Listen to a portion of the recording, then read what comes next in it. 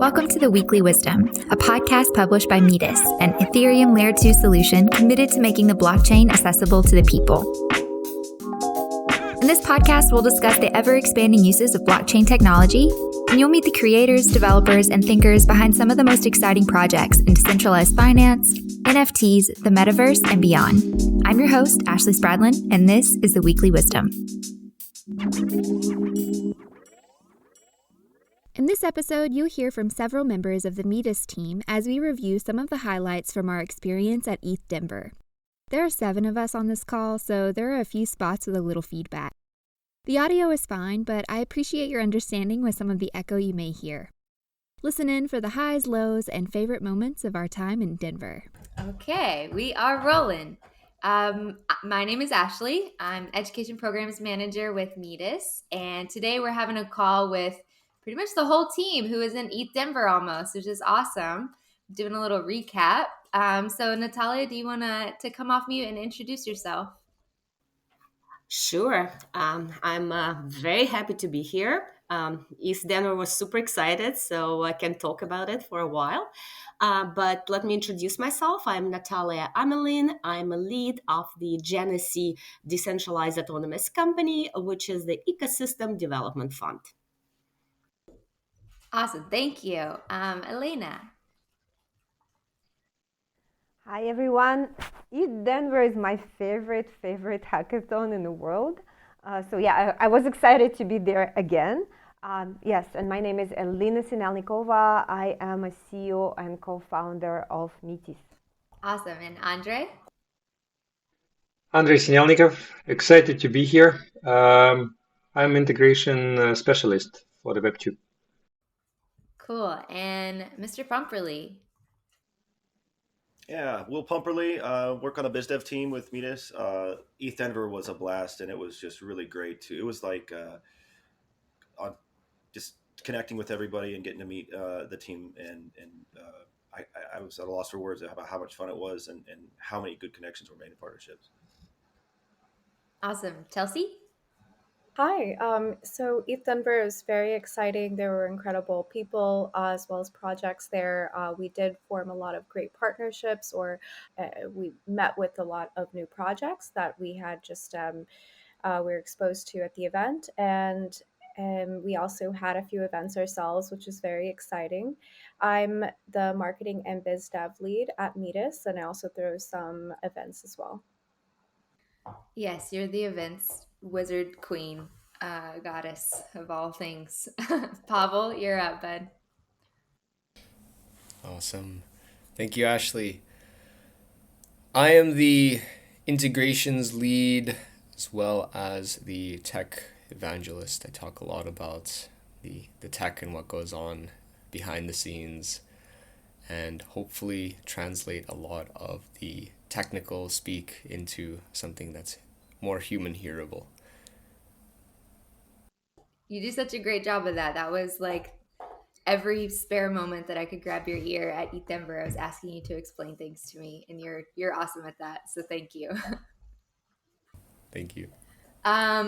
Yeah, so let's start with just kind of like the beginning and then go through our experience, and everybody can kind of chime in as we go. I'd like to hear a little bit about like the planning process for how that went, because when I joined the team, before I even really joined, we'd already planned that I was going to be going. So I wasn't really involved in like preparing for ETHDenver. I just know that as soon as I got off the plane, Chelsea's like, hey, come to this place. And I went to a party with Railgun, and I was immediately thrown into a world where people were saying things like shill and what's your DGen score? And I was like, I don't know what any of this means. But it was a really awesome experience because I got to ask so many questions, and I found that by just telling people that I was new, it was kind of a magnet for people to want to tell me about their projects and answer questions that I had. So it was a really awesome learning experience for me. I don't know, Elena or Chelsea, does anybody want to talk about how that planning process went before we went to Denver? Yeah, I maybe fill you a little bit in on the history with us, our team, and ETHDenver. I was personally participating in ETHDenver since it started. I think it was 5 years ago, and it became my favorite competition right away. And I say competition because yes, it was a competition. It was a hackathon, and it still is. But now it grew so large that you cannot even, imagine. Yes, with ETHDenver we had close ties. Like the first time we went there, it was all about bringing more women and bringing diversity into the space. And there was not a lot of women. I can tell you, like on the first one, it was not a lot of people, not a lot of women. It was actually a lot of people, but not a lot of women. And I remember that we actually get all the women in a room, and I think it was like 10 people or something in there. This year when we went, I think at least about a half it was a woman, so it was like yay moment for us.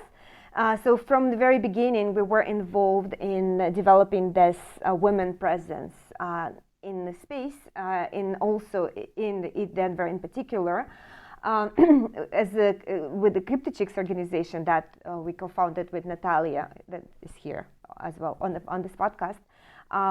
We always helped, and it was every year where we led a diversity track on and also Blockchain 101 track on ETHDenver, educating people and having our own little kind of like sub-competition within it for people who kind of don't have any idea about blockchain, but came to ETHDenver and managed to build an app right away from the scratch, right there, like from zero to the DApp. And that's what our track was about, and we were really successful. There were people actually that came from zero. They learned from Blockchain 101 and built. So we had this, and ETHDenver, Fox, John Paller, and the whole SporkDAO board, they helped us a lot in that. So this year it was a little bit different because we were not only as a CryptoChicks going there, but also as a Metis team as well. So, and that we first time we became a real sponsor of and supporter of the ETHDenver, and also the managing DAO of ETHDenver, SporkDAO as well. So that was kind of like a moment, and ETHDenver was really proud of us. They keep telling us that they grew actually their own sponsor from the ground zero, and now we now able to support them. So that was kind of a big win for us and for them, and I guess for the space as well. So that's my history, just getting a little bit, and I'm myself as well on the SporkDAO member, SporkDAO board. I applied, so that was kind of like an open application. So I applied, and the DAO voted, and I was voted one of the board members in SporkDAO. So I'm there for this year at least. So I was actually seeing how stressful it was to organize ETHDenver from the behind the scenes. It was really, really a stressful experience, and the board and the DAO also were doing their best to involve the whole community. It was over 100 companies to sponsor on the list, but very few like from them is actually got in, but they were trying to, and we were trying to get the room for everyone, to sponsor, to support, to come, to speak, to present their projects. So that was a big challenge, but at the same time, it was lots of fun, stress, but at the end, success. Awesome. Yeah, I think it was really cool to see how many women were there. I was not expecting that. And then even further, just the number of people who I talked to who were like, oh, you work with Metis. They were so excited to hear about what we're doing. And then people who maybe hadn't heard of Metis already, but saw our branding or knew like Elena's name or Natalia's face, and they would approach, and like we talked with Boys Club a little bit about the representation of women in the space. So that was really fun. I wanted to kind of go into the highlights of how we participated. So Elena talked a little bit about being involved with SporkDAO, and you were always like kind of running to I'm going to do a talk here, and then I've got like a planning thing here. But earlier in the week, Pavel did a talk, and Chelsea helped throw a killer party. So let's talk a little bit about that. Pavel, you want to talk about the talk you gave at the art stage? Sure, I can talk a little bit more about my talk. With the talk that I gave was about DAOs and a little bit about a new form of a organizational structure. So I'll just put it in brief. You can check out the talk, I guess, and I think the title is Metis presents DAOs, the future of or the evolution of DAOs. Yeah, that's the name. So you can go and check it out. But just to give a brief SparkNotes summary, it basically shows that DAOs operate in a very flat organizational structure. There are some inefficiencies that DAOs have. DAOs are a new form of organizational structure that aim to reference the limitations that a coin-governed DAO may have, which are basically most DAOs in existence currently. And the speech was basically saying that the community controls a lot of the operations, and some members of the community might have more knowledge, more skills, be more involved in certain processes, and those members of the community should have, I guess, more of a say in those processes. So the people closer to the problem should be essentially solving the problem. And that's, I guess, just a brief summary of how that talk went, and definitely excited to be working with Metis and on this form of organizational structure, hoping to give more of a option for different organizations that are on the blockchain to have different structures of doing business, or community organizations or charities or whatever type of activity that is present that needs a more of a community collective for it.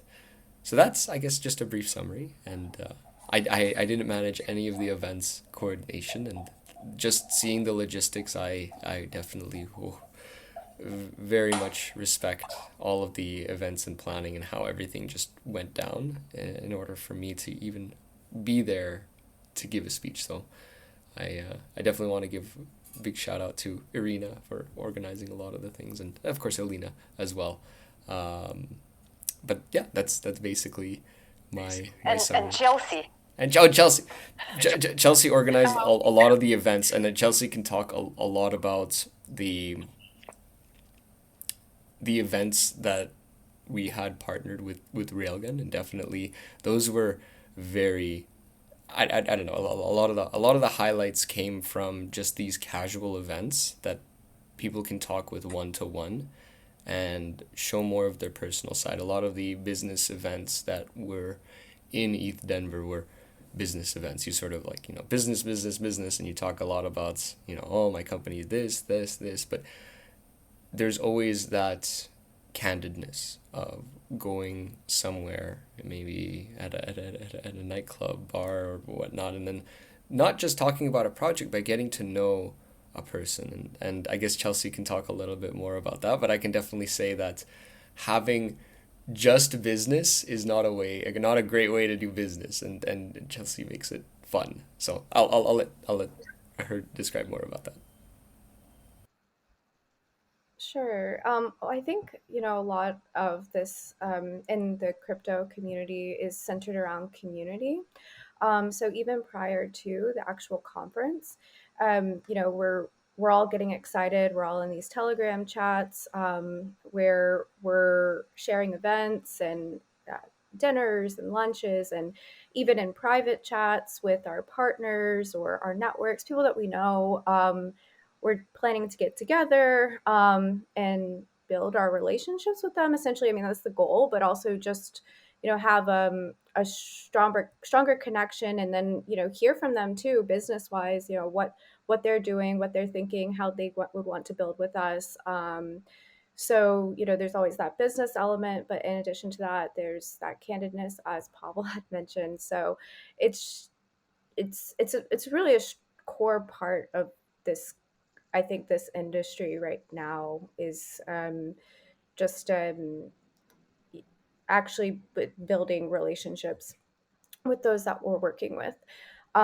So yeah, there were the Telegram chats, and then in addition to that, actually at the conference, we were attending others' events, and we threw our own. And we, when we're standing in line to get into an event, there's a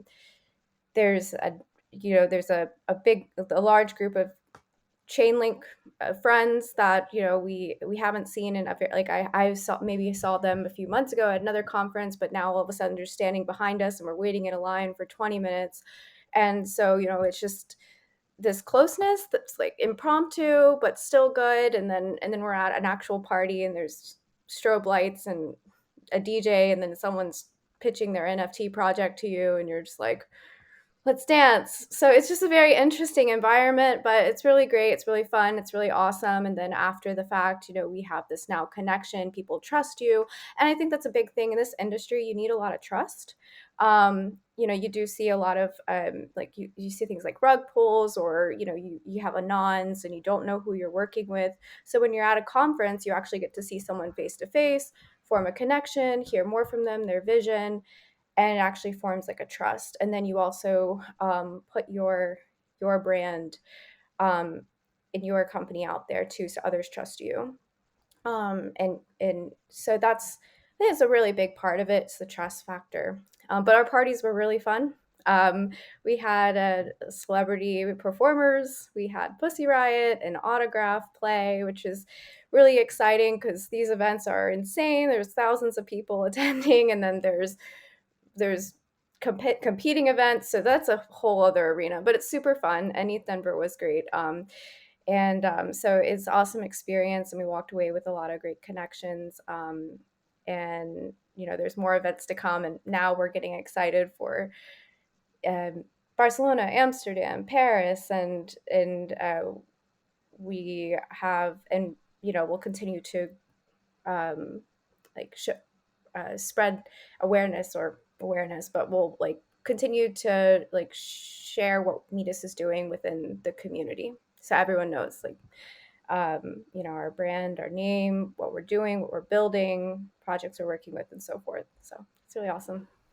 And I would like to say thank you to you, Chelsea, and Pavel and Ashley, because I know you have been there in Denver for 2 weeks actually, and then we flew in later, but you took care of all the setup of everything, set up for the party, for all this swag and the banners. And yes, I know that you personally were mounting them. Thank you so much, and carrying them and all the boxes. And Will, thank you so much for taking care of actually shipping them out. So because we had lots of stuff, and so as probably other participants and the sponsors. And but yeah, so this is not possible for people that dedicated enough that they're willing to do not only their marketing or the speaking job, but they actually do the heavy lifting and doing everything themselves. So and that's what ETHDenver is about. It's about community as well. So who are doing things themselves. I was participating also not only as a speaker and a sponsor, but also as an organizer as well at ETHDenver. So I saw how much we relied on the community, on the volunteers. Specifically, I was in charge of all Blockchain 101 education at the 1134 Broadway in Denver. So, and that was hard work to actually pull in people that you don't know, right? So you just basically message on Slack and say, hey, I need help here at this address.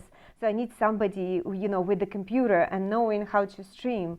And then let's say like, boom, person comes in and said, okay, let's do this, let's do that. So they all been so helpful. I would like to thank actually one person in particular who helped me throughout that experience on Blockchain 101. So that's Dan Shields from Crypto. Just a second, I will stick it to my phone. Cryptorado. So thank you so much, Dan, to you as well. And then I would like to thank again Chelsea and Ashley and Pavel and Will for doing all this heavy lifting. And our behind the scenes, Irina Chekhova and Shada Latvalyan. This is the members of our team. And can you imagine? So they were here as actually in, Irina was in the Caribbean, but Shada was here in Toronto. So remotely, they organized everything for us. So if you guys attended this in Denver, you probably saw how crowded it was. So it was even difficult to kind of go like few steps without, running into somebody and start talking. So it was literally impossible to do things out there on the ground without that much delay. So Shada and Irina, they provided us so much support. And I know they had also sleepless nights like we did as well there. But yes, in the end, yes, it was huge help from behind the scenes. So thank you so much, guys. Yeah, it was definitely a team effort. It was awesome to see everybody come together, and even it being like my first event, I noticed really quickly that the culture is such a unique space, the culture of the crypto community. And I mean, we have our own language, which I've started to think about just teaching blockchain is like, this is teaching a foreign language.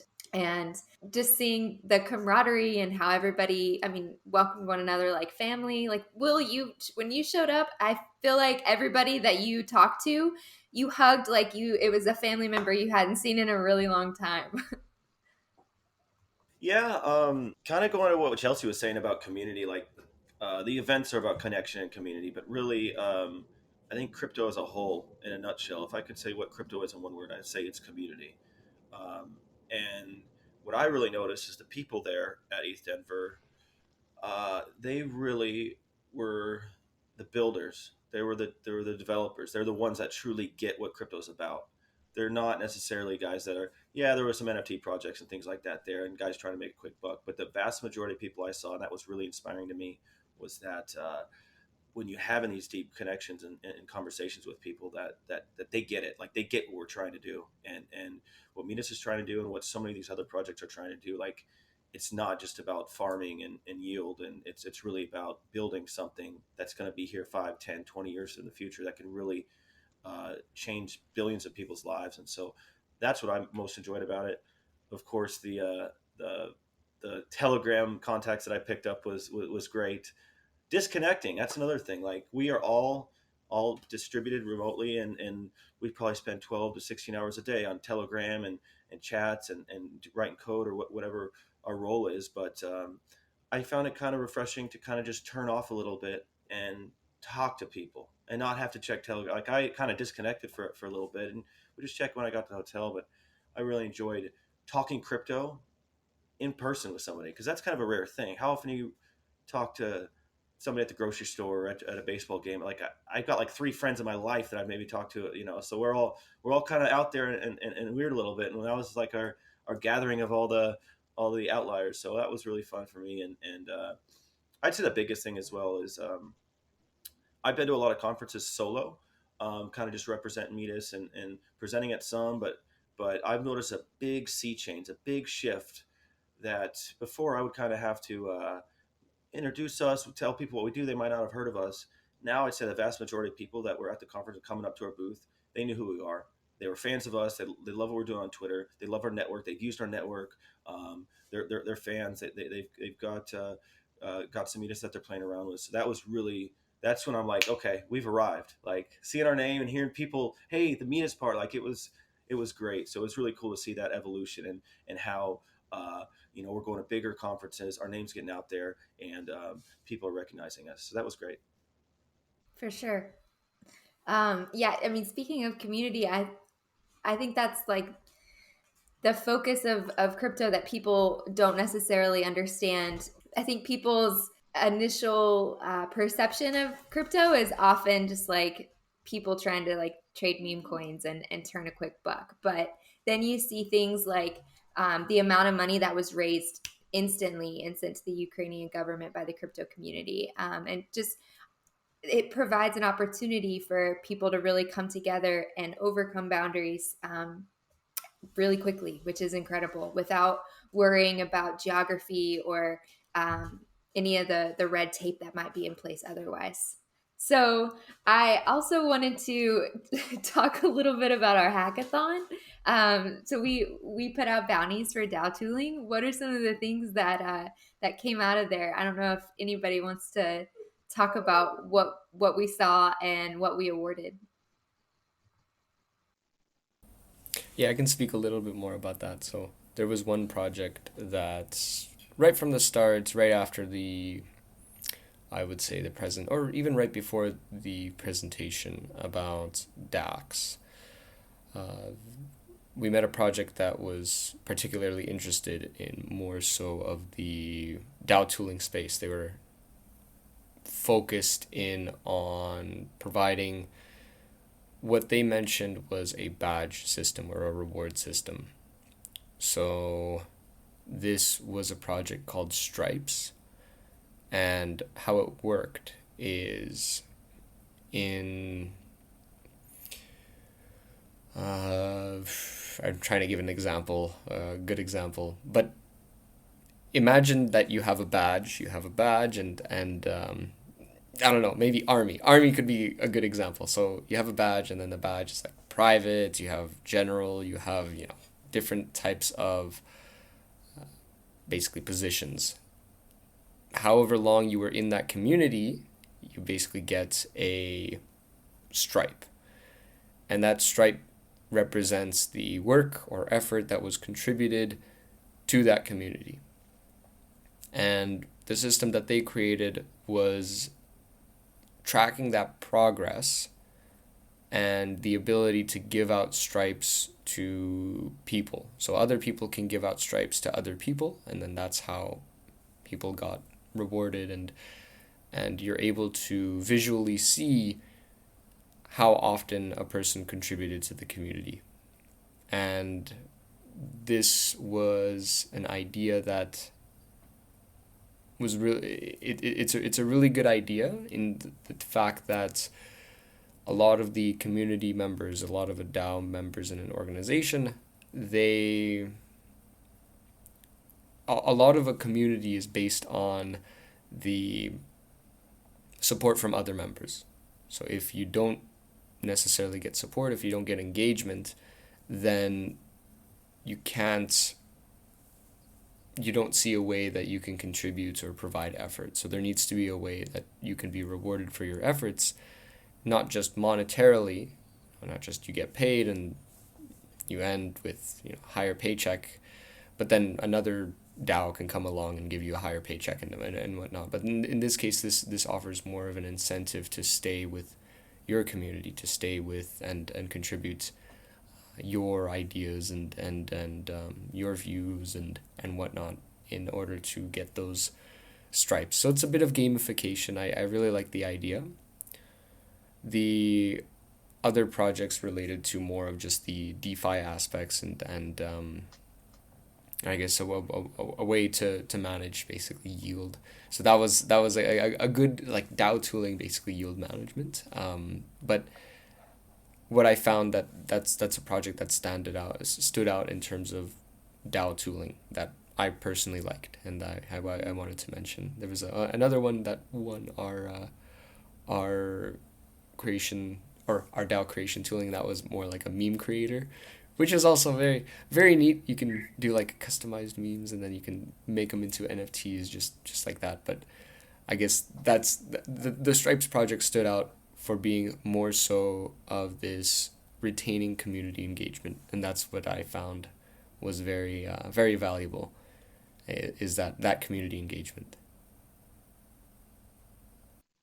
Yeah, that team was really excited to work on that bounty and to pick your ear at every chance they could about what we really needed and how to make it a usable project, something that would benefit people. So that was fun to watch on my end. I would like to hear just everyone's like favorite moments from the conference. Mine was when we did some stuff with her DAO. So I essentially like took all of Pavel's speech and gave it again, but I made it more of like an interactive conversation. One of the things that I noticed is that in a lot of the talks, people were on their phones or working or otherwise just completely disengaged from what was going on in front of them.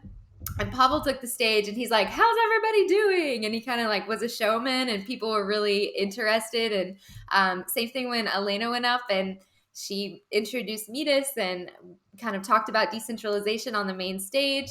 And up until that point, it was kind of like, here's my project and this is what I'm doing. And then everybody was like engaged. And so I thought we did a good job of every time we had the floor, making sure that people were paying attention or listening or at least getting to talk to one another. That was one of my favorite parts. Let's hear from everybody else. Natalia, do you want to go? Yeah, absolutely. I mean, as I mentioned in the very beginning, this is one of my favorite conferences, and I always look forward to it. And the thing that I'm looking forward the most is reconnecting with the old friends. One of the observations that I had this particular event is that it took me a while to find familiar faces. After 2 years of being, deprived from attending the conferences. And I was walking around, I'm like, okay, so why don't I see any familiar faces? And I was kind of puzzled by that. And but then, I thought about it more because it was a bit of disappointment that not connecting with so many people that, I used to run into the previous events. But my general reflection was that actually it's a good sign. We have new blood, new inflow of people joining the ecosystem, bringing new ideas, building new project, and that's what this all is about, right? We're looking to grow. We cannot be just hanging out with the old project, old friends. We got to make new ones, and that's how the ecosystem grows. That's how we grow with it. And upon reflecting of that, I actually I experienced joy that we have so many new people. And just looking back at the very beginning, Elena was talking to it, how many more women we actually had. So it was no longer the, old boys club conference. It was a conference of new faces, many women joining, and, it had a very good vibe. Since we're talking about favorite moments, I also would like to mention my least favorite moment, which was a lineup to get the COVID test for 3 hours. I'm sure everybody loved it. But there was a joy when we actually got it and it was negative. Yeah, for the time being. Because standing outside in the cold, because I was sure I was gonna get it in this line, but who knows? Maybe some of us did. I'm surprised you didn't mention the gender neutral bathrooms, but I'll keep it to myself. That was fun. That one I'm glad I could forget so fast. It was really new, but I think that was not on purpose, but because actually only one washroom was working, because the building that conference held is not very new, right? So, and then when you have more than 5,000, or in this case it was like 15,000 people that attended ETHDenver this year. So the old pipe system basically just couldn't stand all these people, and two washrooms, so 3 washrooms turned out into one, and then it's get also destroyed pretty quickly. But kudos to organizers; they reacted very quickly and organized alternative things. So it's it's been great. So all the mobile toilets were brought in, and then it was really actually to see how fast the SporkDAO, the board, the ETHDenver organizers can fix the things as they actually, everything that go wrong, it actually went wrong, but it was fixed right away. Yeah, there was some Murphy's Law happening there for sure. Elena, what was your favorite moment? Yeah, now I cannot stop thinking about the bathrooms, but yeah, probably it's the stage that the moment when I went on the stage and I start talking about decentralization, I saw, the eyes and ears. Yes, and up until that moment, I saw that people probably get a little bit bored of the, pitches, different projects that we're doing, right? And then it was just very refreshing to remind them why we all are here in this space in ETHDenver. It's all because of the decentralization, and that's what I deeply believe in. That's what Metis is all about, and that's what our whole team, I know for a fact, we all into it.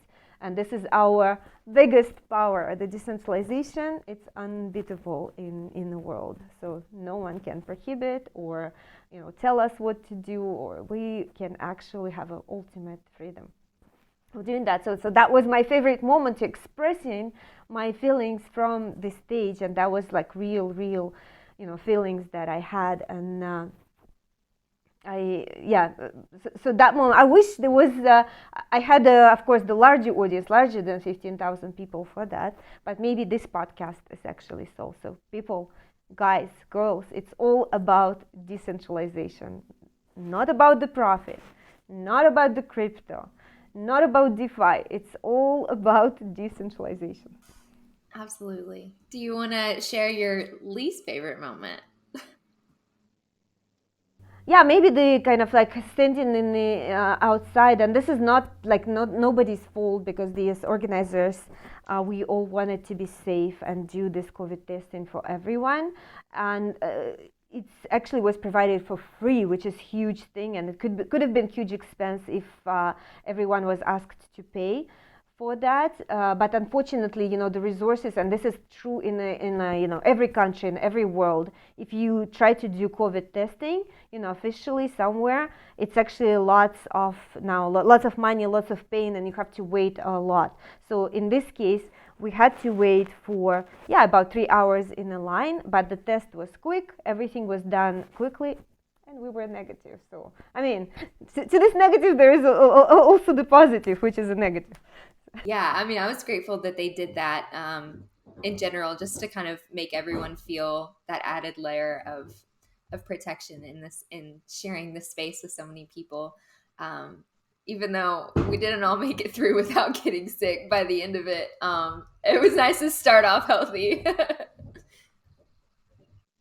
It was stressful, I know, but yes, I nearly got sick, I think, even though I had COVID already, and then I hoped that I was immune. And I didn't get it this time, luckily. But I know some people did. This is just the world that we live in right now. We're never safe in this regard. But yes, it was also for like one liberating moment for me was to actually take off my mask, because we haven't been able to do it in Canada for 2 years, right? And I found it psychologically was really tough to do that at the beginning. But once you did it, I was not looking forward to put it back, because I felt like normal person again for like in the 2 years, first time in 2 years, I felt like a normal world is around me. There's the normal people, there's normal person. It's all kind of getting back to normal. Unfortunately, the moment came when I had to return to Canada and put the mask back on again. But hopefully, with all this new things that invented for the COVID, maybe we'll have to take them forever, someday. So let me summarize it. So the original negative, which was standing in a line to get tested, turned out into positive, receiving a negative test on a COVID, which then turned into positive of not wearing a mask, which then turned into negative of testing positive for COVID. Positive for COVID. That's correct. But now 180 days, no PCR testing. Another positive. Yay. Another positive is being sick in my hotel room, but knowing like how many of you messaged to just check on me, and like everybody on the team had my back. I never, I always had more than one offer to bring me something to eat. You gave me medicine. Like everybody was so supportive, and I felt so taken care of. And that was just another example of like our community and really more specifically our team just really being there for one another. And I just really appreciate all of you for, there's nothing worse than being sick when you're away from home. And so having that safety net with y'all was really nice. I really appreciate it. Andrei, do you want to share best and worst moments? What was your experience like? Best moment is churros just across the entrance. It's just like absolutely 100% the best one. Just kidding. So churros was awesome, but what inspired me is at our booth, I can hardly remember the moment when there were no people. Asking, talking, sharing, engaging in conversations, and eager to learn. So seeing that sheer number of people who's looking for knowledge and enjoying this process was extremely motivating. So that is my best moment out of this conference. Yeah, thank you so much. Yeah, I appreciated that. Yeah, the booth was like a concentration of the energy of Metis in there, right? So yes, we were all there and we were all eager to share, and we could talk to people and give them this energy out. Yeah, and we did. Yeah, absolutely. Our swag game was strong too. I mean, it seemed like you couldn't take 2 steps without getting a t-shirt thrown at you, but we had so many cool designs. Like our graphic design team is awesome, and that really drew a lot of people in, and we had the cutest little stickers. And yes, kudos to Anderson Magri. Thank you so much for providing us with all this creative imaging that we could put on our swag items. Yes, definitely. And I would like to add that since I spoke about churros, right? For the organizers, special thank for their coffee booth. It was amazing. It was very tasty coffee, and the organization of it and making it available for people who's staying the whole day in their booths and performing. It's a very nice touch. Thanks a lot. Yeah, and just to add on the designs for the event, the creator of the Buffycorn came by our booth and was very impressed with all of the designs and asked to definitely take some. I'm not sure if he I guess I didn't look more into it. He could have just been like a guy that wanted like a lot more stuff.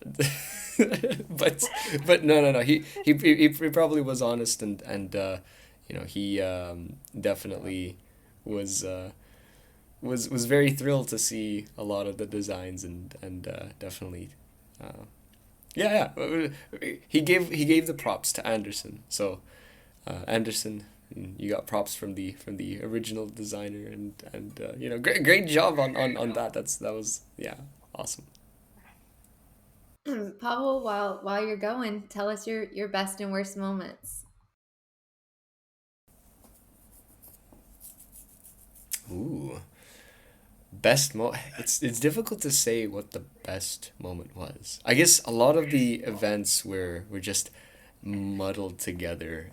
Like at least you get to the point where you're working the booths and then you're like, okay, I'm what am I gonna say to this person? Oh, exactly what I said to the other 34 people before them. But actually, I think that's and I'm not gonna cop out. I'm not gonna say that. Oh, the best moment was the entire moment. No.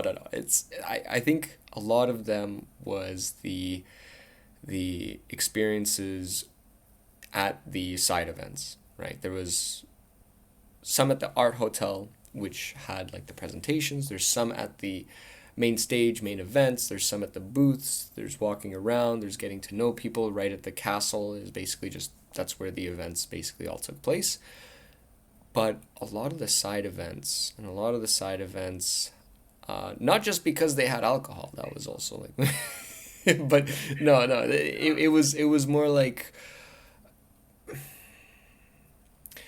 you get to see how people act like when their guard is down. Now, of course, that's probably maybe I could put it in a different way, but I guess a lot of people during the castle Like you can just see like how they're very defensive. Like, oh yeah, I know a lot more things than I might know, or there's like a lot of layers behind people. They're going at the booths, and then you have to like defend your project and a lot of that. But a lot of the events, it was just very natural, very open, very friendly, very accepting, and people acted like people. Now again, that might have been because lockdown was 2 years, and I didn't get to see a living face outside of Zoom for however long. But I think that was my favorite experience, is just experiencing the side experiences. And I guess I can't really pick a single one because they were very similar. I guess I like the railgun events. Railgun events were very also like a collaboration between two projects that are also collaborating, which was very, very good. But then there was like the Polygon events where it was more so, I guess I found those were a bit more serious or had like a lot of that. So I like very just down to earth kind of experiences. So that's what my favorite experience was. My least favorite experience. Now, I don't want to say anything bad about Denver and whatnot, but I had to stay there for another week against my will, because unfortunately I did test positive, and I did have to stay at another hotel. But it was good. I found a lot of things to do. A lot of work was caught up, and I guess that was my least favorite experience, is staying in a hotel room. I did do my due diligence and planned a lot of planned my what was it, sandwich. So all I ate was just deli stuff for roughly 2 weeks, and oh boy, that I can't look at another sandwich for, well, I don't know, until I get hungry, I guess. But anyways, so that was my least favorite experience, was staying in Denver for longer than I was hoping to. But yeah, that's basically it. That's a summary of all of the good things and events. Thank you, Pavel. Oh, and for me, was the favorite moments was also when I actually get to hug you guys in person, because this we worked for many months together, and then we never see each other actually, like other than the pictures in the Zoom. And then there was a real moment when I saw, so first I saw Chelsea and I can hug her, and then Ashley I can hug her, and then Will also can hug him. So yes, it was such a great feeling. It was really cool to see everybody in person. Even like it, I know you, but also I've never seen your whole body. I've never touched you before. Yeah. In my life, yeah. Yeah. I know you, but I don't know you. Yes. Chelsea, your turn. Well, I would say that honestly, my favorite part of ETHDenver was meeting the Metis team for one, and also seeing many familiar faces and new ones across the industry. But one thing that I thought was funny was the first time I met, and it was like anticipating it. The first time I met Elena, Natalia, and Andrei, um, it was I was planning this big after party, a side event with a few other chains. And the first time I meet them, in my mind, I was nervous. Like, oh, the first time I meet them, it's a nightclub, and I'm wearing like party dress, and I'm like, oh gosh, like what an introduction. But then they walk in and they're super cool right away, human, and like it didn't feel intimidating, and I just felt really great, like vibes already. Just first meeting the team, and then prior to that, I had been with Pavel and Ashley, and we had been there early and doing some Pavel had a speech, and we had a couple events, and just some activities during the build-a-thon, and so we were getting really close, just the three of us, and so we were. sitting over breakfast or lunches, and Pavel will go deep into like the mechanisms of our chain, and it was just super stimulating and just inspiring a lot of thoughts and ideas, and just hearing like more about like the vision of Metis, and speaking more with Ashley, and where she comes from, what she wants to do, and like her vision of Metis, and educating the space too, and seeing how stimulating her speech was during the her DAO hackathon. That was just like a really prideful moment. I was just like, yes, like our team is killer, it's awesome. And then for across the industry, like as Pavel mentioned, there were all these side events that they were super fun, but just it was just bonding. So there was this really highly anticipated event that Ave was throwing, and so I had gotten word from someone that there was 50,000 people who RSVP'd. I have no clue how that happened, but